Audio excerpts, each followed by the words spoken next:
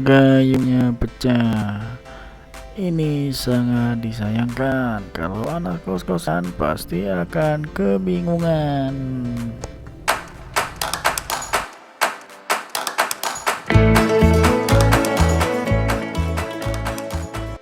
Ya, kita keluarkan jurus hematnya. Mau tidak mau kita harus pakai barang ini. Oleh karena itu kita bisa perbaiki. Makanya kita keluarkan asas penghematan.